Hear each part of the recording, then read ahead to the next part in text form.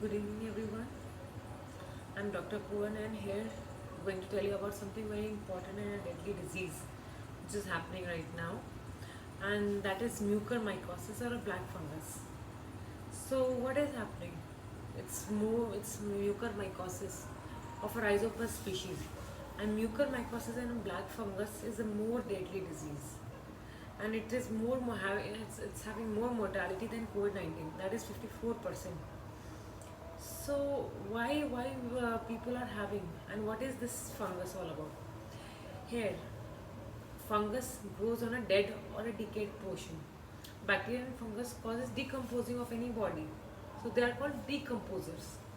So what happened when during our post COVID-19 phase, in that recovery phase when our immunity is very low, at that point of time our these fungus produce spores, and these spores travel by aerosols or air or any kind of soil or contaminated areas. So these spores are very resistant to climate change also. Like they do not die on when there is a heat or when there is cold temperature.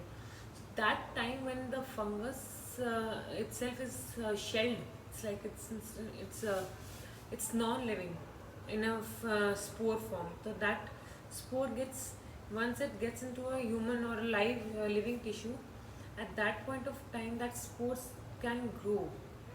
So in that sense, mucor species, that is mucormycosis, which we are having right now, and which is very lethal to human species right now post COVID-19.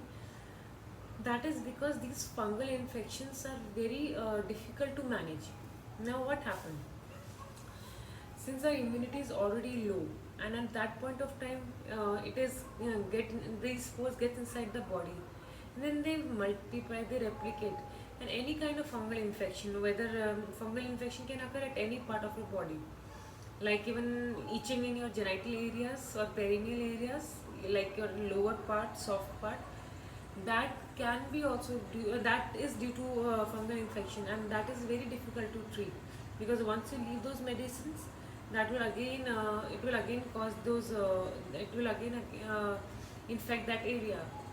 So bacterial, we can give it antibiotic, and then those bacteria can be treated easily. But in fungus, it's very difficult, and it's longer duration to treat that particular disease. There are five types of fungal these mucormycosis, like depending on the area it is affecting. First is rhinocerebral. If it is affecting your nose and your brain, then it is rhinocerebral. If it is affecting your lung, then that is pulmonary. If it is affecting your skin, then it is cutaneous. And if it is affecting your stomach, your intestine, then it is gastrointestinal type. And if it is affecting your blood, and if it is getting spread via blood, then it is disseminated type. So what happened? Rhinocerebral. What are the symptoms? How a patient should know that yes, I am getting affected by this black fungus or mucormycosis. If you are having cough, fever, or myalgia, body ache, then it is definitely a sign of rhinocerebral. Your brain, your sinuses, your nose is affected. So that is one symptom seen in rhinocerebral type. If you have difficulty in breathing, or if you have cough, and if you are again persistent fever, post COVID, after COVID 19 you have recovered, then you can have, your pulmonary can be affected. So that can be a pulmonary kind of mucormycosis. If your skin, your cutaneous skin can, your cutaneous surface, that is your skin surface, is affected, it can go via some kind of wound or some kind of surgery you had during COVID positive period, and it can go via, these spores can travel via those cuts and wounds. So that can be easily seen, and you can easily have those blackish decaying kind of spots on your skin. So it can easily be visualized.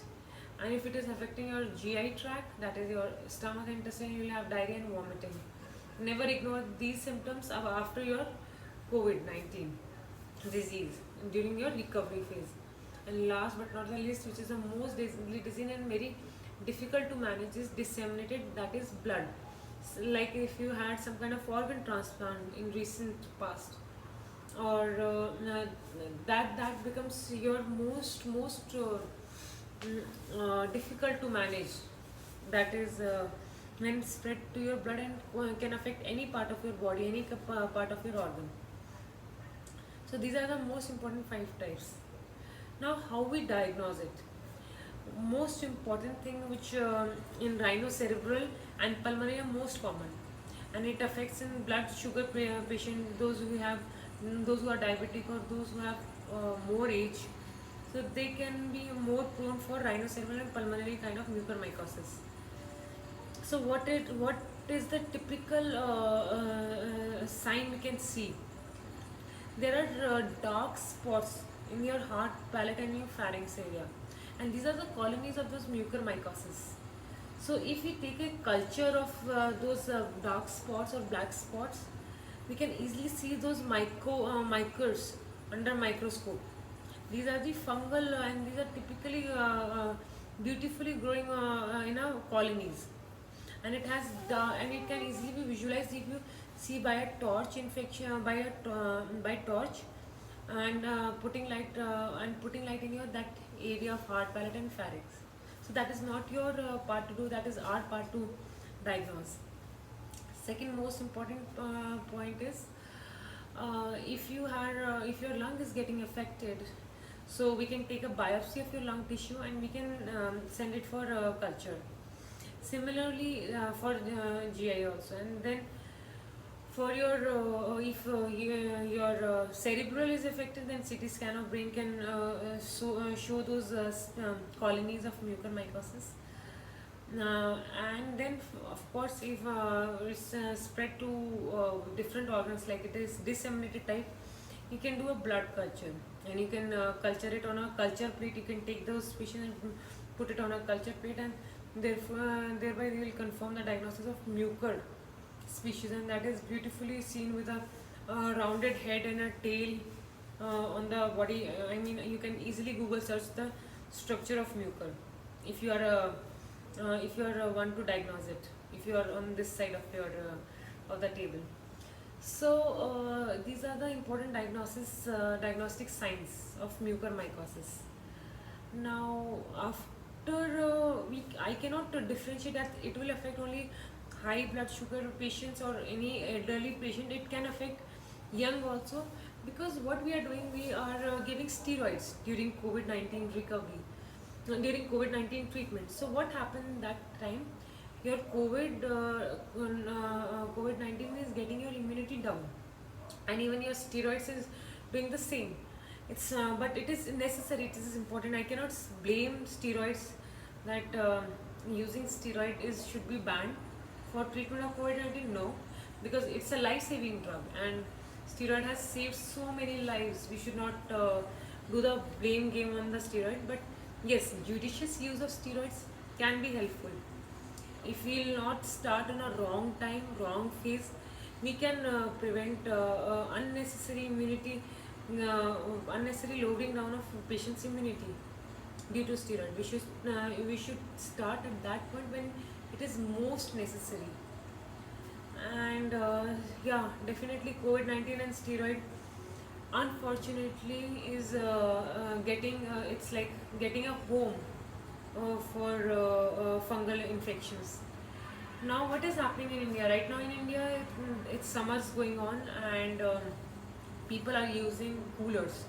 So cooler has these water coming through uh, uh, those channels, which gives you a humidified cool air, and that is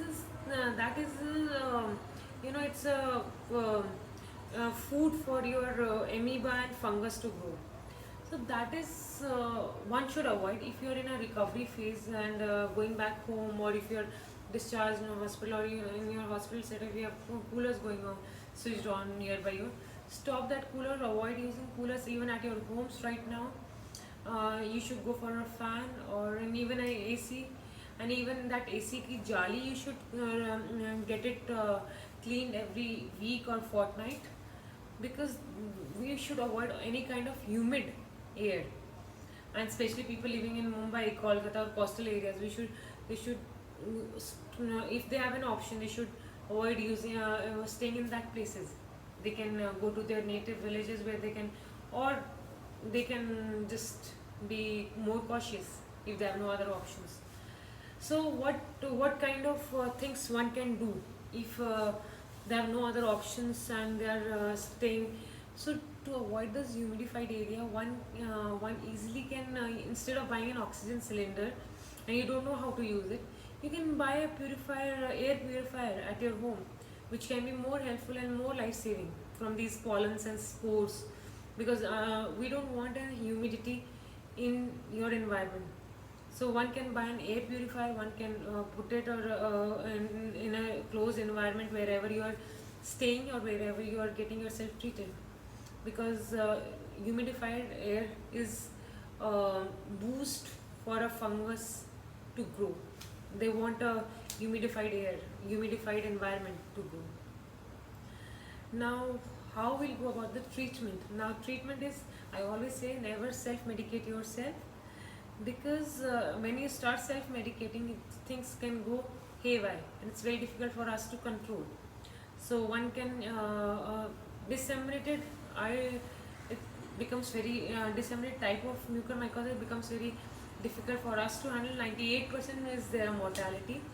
It's like by God's grace you can be saved, but in other cases amphotericin B and icoconazole can be used, which is antifungal drugs. But don't self-medicate yourself, and ask your physicians or go to a nearby hospital for taking these medicine. Remember one thing: if you have taken these medicine, but you can still see those mucormycosis spreading over your skin, like your skin is getting black and black, and your symptoms are not getting treated, or it's not getting down, the fever is not coming down, then there might be some area that is having more infection. So then your doctor might ask you to get that or amputate that area, that is cleave out that area from your body, so that fungal infection do not spread other part of your body. So that's how sometimes you need to be treated, because fungal infections are very difficult to control, and when it is a very and when it becomes very life saving. So I just want to say at the end of my video that stay safe, stay healthy, and in recovery phase of your COVID-19, do eat home nutritious food. Avoid going outside. If you stay in your areas or in your closed room, get your area room clean, and avoid going to dirty places where things are more contaminated, your soil contaminated areas. And definitely get your immunity boosters as soon as possible. Go for yoga, go for mild exercise, drink a lot of fresh juices and lime juices, which is very helpful, and drink a lot of water. If any kind of symptoms still progressive and not able to control, if you see it, don't sit at home, and get yourself treated by nearby hospital or your physician or your family doctor. Thank you.